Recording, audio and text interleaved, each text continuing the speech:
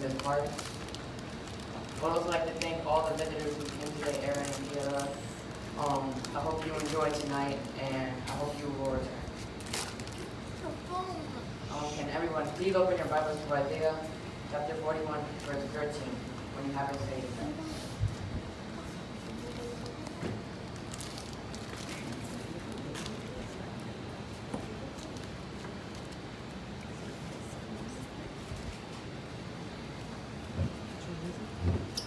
Isaiah chapter 41, verse 13.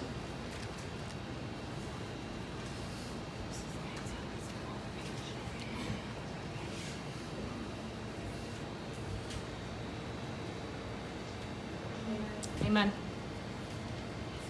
We read the Bible in the name of the Father, the Son, and the Holy Spirit. I am your Lord. I take hold of your right hand and say to you, do not be afraid. I will help you. You may all be seated. I would like to ask the pastor to pray for the preacher. Father God, we give you praise, we give you glory, we give you honor. We would like to thank you, Father God, for allowing us to be here today as a great family together. We ask you that you speak to us through your word and use the vessel tonight to speak to our heart. And we will guarantee you give you all the glory, all the honor, because you have been so grateful, so good to us. In Jesus' name, amen. Amen. The theme God put in my heart today is overcoming obstacles. Before we talk about people who overcame obstacles, we first need to know what exactly is an obstacle. The dictionary says an obstacle is a thing that blocks one's way or prevents or hinders progress. So if I'm trying to enter a building, my obstacle would be the door because it's blocking me from entering the building. So now that we know what an obstacle is, we can now know people who had to overcome obstacles. When making this preaching, the first person that came to my mind was Moses. Moses was given a task by God to go to the Pharaoh and demand to let his people go. He had a few obstacles that he had to deal with. The main obstacle was the Pharaoh and his stubbornness. Another obstacle, not as big but still very important, is Moses speaking. No matter what your obstacle may be, God will always be there to help you.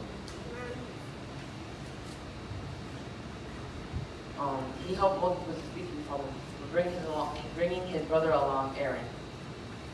God helped Moses with the obstacle that is the Pharaoh by giving Moses and Aaron the strength to perform the 10 plagues. Ooh.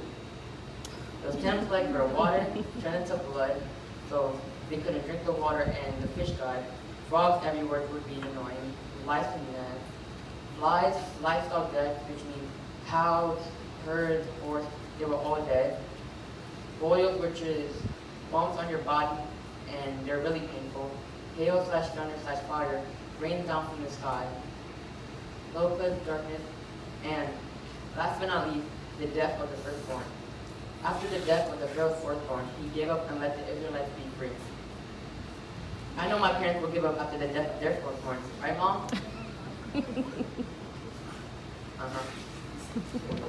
There are a lot of people in this world today who have trouble speaking, but that's okay. If you do have trouble speaking, before talking, take a deep breath and remember God's with you before that big interview with your God or that speech in front of your class. David gave himself, another person who had to overcome obstacles in the Bible was David. David gave himself the task to defeat the beast that was Goliath. There was many obstacles such as David being very young, only 15 or younger, Goliath being a literal giant, David being too small to fit into anyone's armor, meaning he was very exposed, very open for any attack, and all the doubters, basically repeating what I said, that he was too young and stuff like that. David had one thing by his side to help him overcome all those obstacles. That thing was the mighty God. Amen.